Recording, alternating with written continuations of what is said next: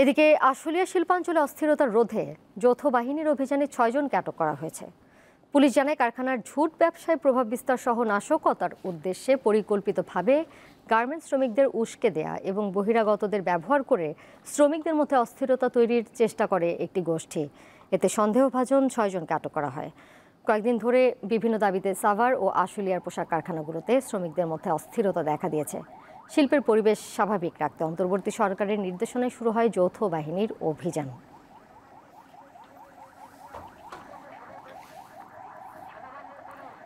গাজীপুরে শিল্প প্রতিষ্ঠানের নিরাপত্তা বিষয়ে আরও তথ্য নিয়ে এই মুহূর্তে আমাদের সাথে যুক্ত রয়েছেন সহকর্মী জাহাঙ্গীর আলম। জাহাঙ্গীর, কয়েকদিন ধরেই তো বিভিন্ন প্রতিষ্ঠানে অস্থিরতা চলছে, যৌথ বাহিনী মাঠেও নেমেছে। মাঠে নামার পর এই অবস্থার কতটা উন্নতি হয়েছে বলে দেখতে পাচ্ছেন?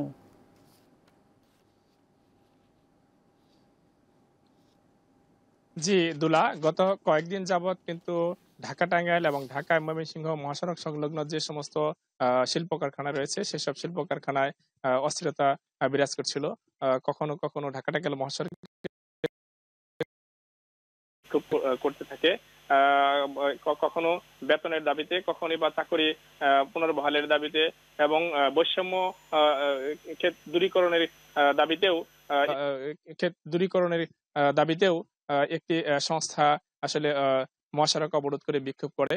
আমরা গত ৩ দিন দেখেছি যে ঢাকা ময়মনসিংহ মহাসড়কের বগুড়া বাইপাস এলাকায় একটি বেকার বাংলাদেশ বেকার সংস্থা নামে একটি সংগঠন, তারা দাবি করে যে বিভিন্ন পোশাক কারখানার সামনে গিয়ে আসলে তারা নিয়োগের জন্য অপেক্ষা করে এবং সেখান থেকে আসলে নারীদের বেশি প্রাধান্য দেওয়া হয় নিয়োগের ক্ষেত্রে।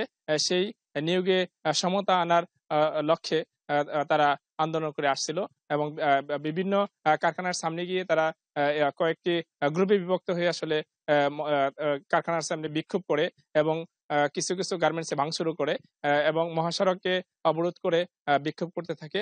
তো সেনাবাহিনী ঘটনাস্থলে গিয়ে সাথে সাথে এবং শিল্প পুলিশ ঘটনাস্থলে গিয়ে তাদের মহাসড়ক থেকে সরিয়ে নেওয়ার চেষ্টা করে এবং শান্তি পরিবেশ বজায় রাখার চেষ্টা করে। আমরা দেখেছি যে ঢাকা টাঙ্গাইল মহাসড়ক সংলগ্ন ট্রান্সকম বেভারেজ কারখানায় জাহাঙ্গীর, আরেকটি বিষয় জানাবেন যে এই অভিযানের পর শিল্প প্রতিষ্ঠানের মালিকরা এখন কতটা নিরাপদ বোধ করছেন, সাধারণ শ্রমিকরা কি বলছেন? তো আমরা বিভিন্ন স্থানে দেখেছি যে তারা শিল্প মালিকরা আসলে অনেকটা ভীত সঞ্চারের মধ্যে রয়েছে, কেননা বহিরাগতরা এসে কারখানার এসে হামলা করার চেষ্টা করে এবং যাতে শ্রমিকরা নিরাপদে থাকে সেজন্য কিন্তু আমরা বিজিএম এর পরিচালকের সাথে কথা বলেছিলাম।